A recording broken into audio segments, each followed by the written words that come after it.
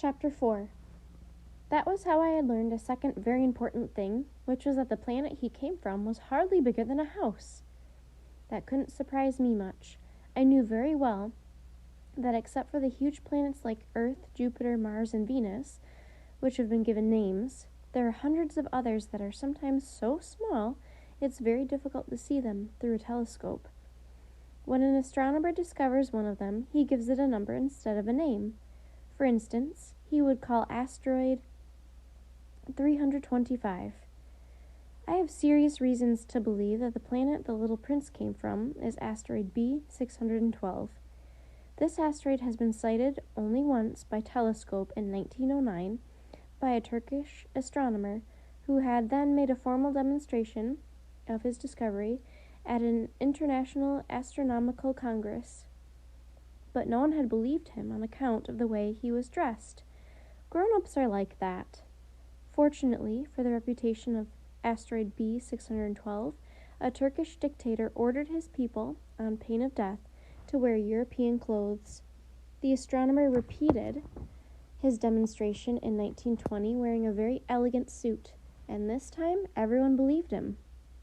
If I've told you these details about asteroid B612, and if I've given you its number, it is on account of the grown-ups. Grown-ups like numbers.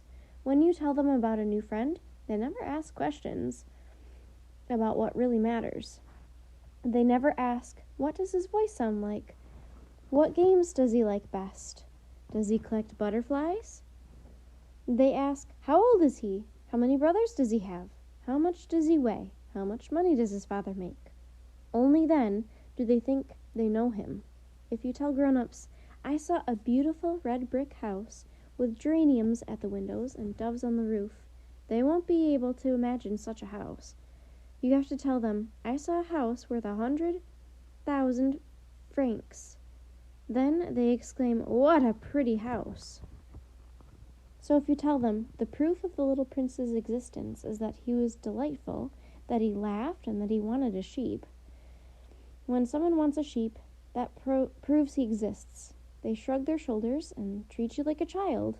But if you tell them the planet he came from is asteroid B612, then they'll be convinced, and they won't bother you with their questions. That's the way they are. You must not hold it against them. Children should be very understanding of grown-ups. But of course, those of us who understand life couldn't care less about numbers. I should have liked to begin this story like a fairy tale. I should have liked to say, once upon a time, there was a little prince who lived on a planet hardly any bigger than he was, and who needed a friend. For those who understand life, that would sound much truer. The fact is, I don't want my book to be taken lightly. Telling these memories is so painful for me. It's already been 6 years since my friend went away, taking his sheep with him. If I try to describe him here, it's so I won't forget him. It's sad to forget a friend.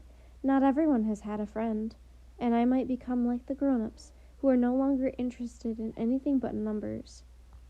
Which is still another reason why I've brought a box of paints and some pencils. It's hard to go back to drawing at my age, when you've never made any attempts since the one of a boa from inside, and the one of a boa from outside at the age of 6.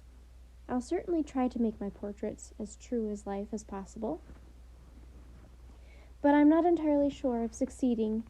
One drawing works, and the next no longer bears any resemblance, and I'm a little off on his height, too. In this one, the little prince is too tall, and he's too short. And I'm uncertain about the color of his suit, so I grope in one direction and another as best as I can. In the end, I'm sure to get certain more important details all wrong. But here, you'll have to forgive me. My friend never explained anything. Perhaps he thought I was like himself. But I, unfortunately, cannot see a sheep through the sides of a crate. I may be a little like the grown-ups. I must have grown old. Chapter 5. Every day I'd learn something about the little prince's planet, about his departure, about his journey.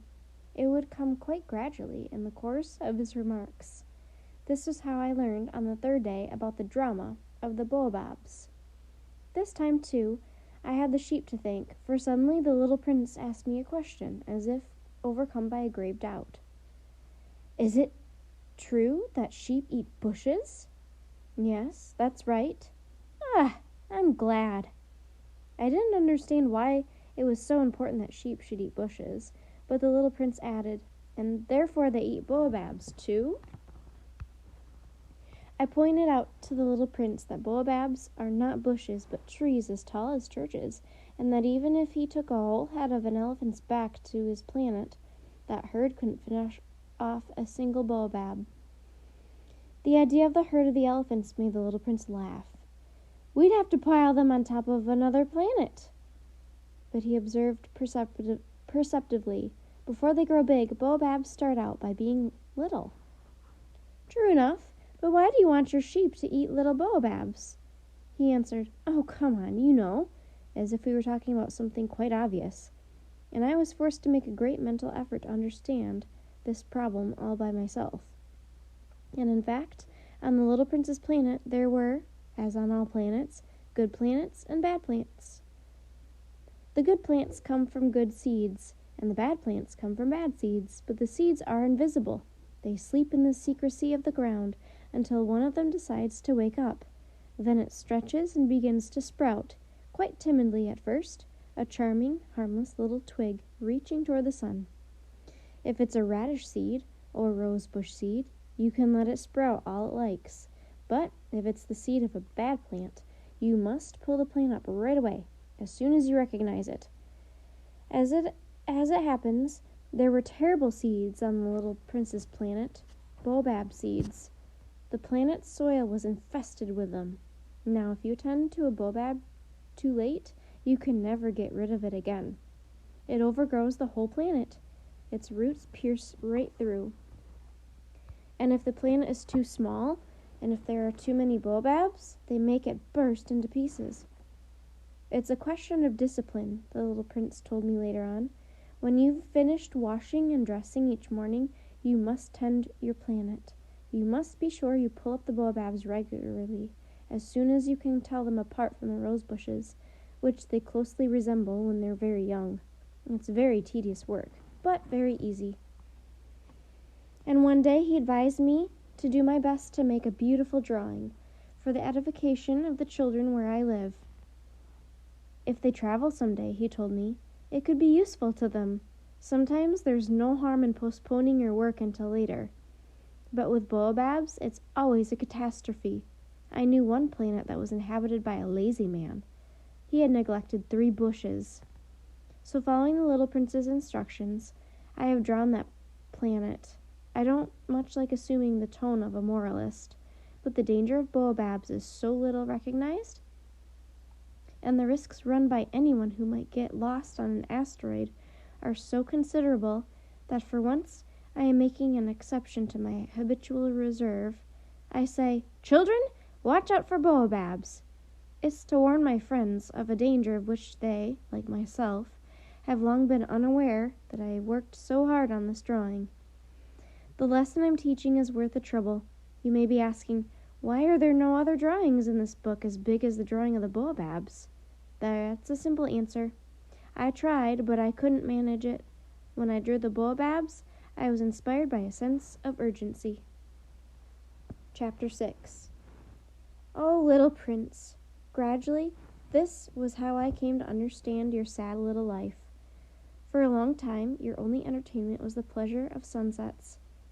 I learned this new detail on the morning of the 4th day, when you told me, I really like sunsets.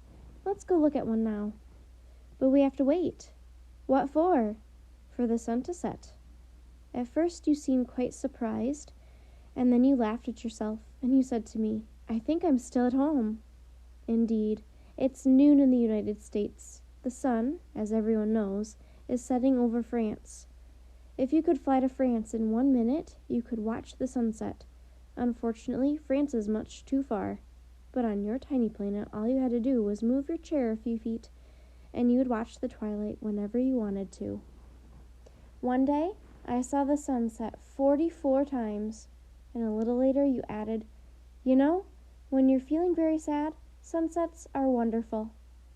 On the day of the 44 times, were you feeling very sad? But the little prince didn't answer.